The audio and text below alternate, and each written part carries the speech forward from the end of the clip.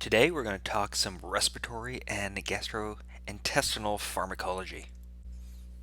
Now we have some allergen that comes in and causes this chain reaction. Well, we have the allergen come in, binds to IgE on these mast cells, and that triggers these mast cells to release histamine. And if you look, it kind of down underneath our skin, it's kind of mast cells, inner skin on our vascular. So here's a blood vessel, mast cells right there, basophil right there in your in that blood vessel. So allergen causes this chain reaction, binds to IgE, causes that mast cell to release excess histamine into the system. And what happens when that allergen comes in, binds to IgE, causes our mast cell to squirt out a whole bunch of histamine? Well, that histamine is going to bind to histamine receptors. And we have a number of histamine receptors in our body. We usually talk about H1, H2, and H3 receptors, but today we're going to focus on H1 and H2, especially H1 right here. And our H1 receptors, when they are stimulated, this is what's going to cause our kind of prototypical, what we think of as an allergic reaction, kind of quote unquote allergic reaction. So our H1 receptors mostly in our skin and our mucous membrane, so causing that swelling, that kind of typical swelling, causing that runny nose. That's our H1 receptors being stimulated by excess histamine, and huge amounts of histamine causing runaway excess H1 receptor stimulation is going to trigger anaphylactic shock. And flowing down this cascade, we're going to get, with this excess histamine H1 receptor stimulation, get runaway vasodilation. That's kind of on the extreme end. We've got congestion and some inflammation and some runny noses kind of on the minor end. We're going to run into some bronchoconstriction, some GI system contraction issues. Redness of the skin. We're going to see hives. So this is on a spectrum. We can see minor effects, we can see major effects. So we go from one end to the other, but this is all H1, histamine 1 receptor stimulation. Well, we don't want runaway H1 receptor stimulation when excess histamine is released into our system, so we can give H1 histamine 1 receptor antagonists to block our H1 receptors.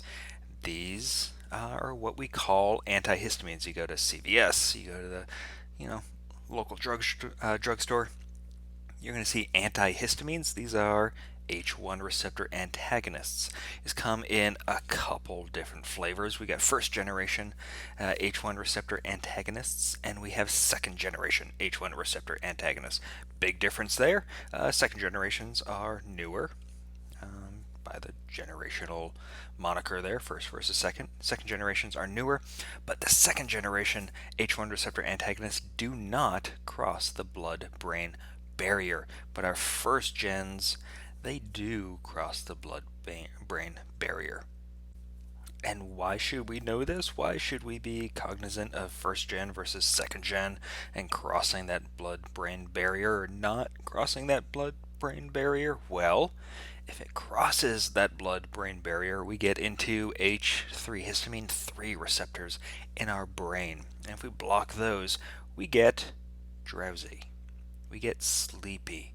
So our first generation H1 receptor antagonists cross that blood-brain barrier, and one of the most common side effects for these medications is drowsiness, sleepiness, and some sedation.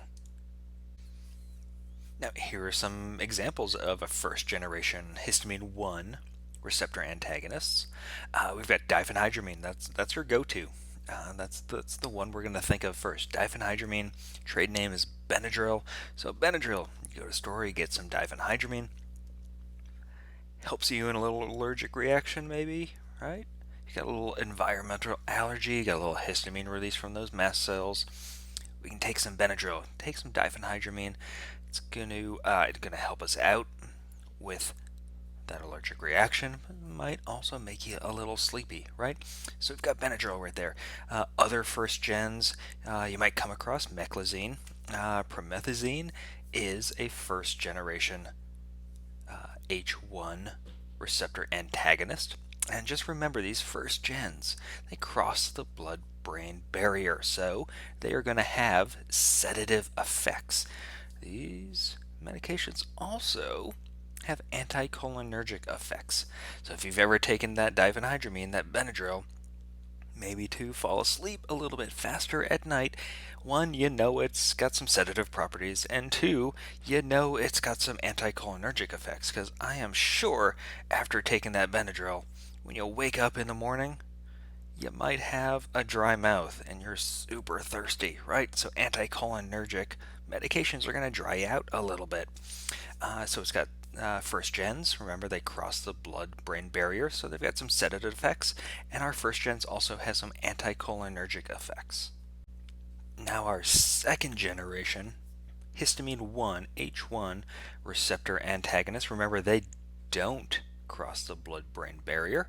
So our second gens, these are the newer medications. You might have seen some commercials for these. You can get these over the counter. It's still just like Benadryl, your diphenhydramine. But we've got Zyrtec, we've got Allegro, we've got Claritin.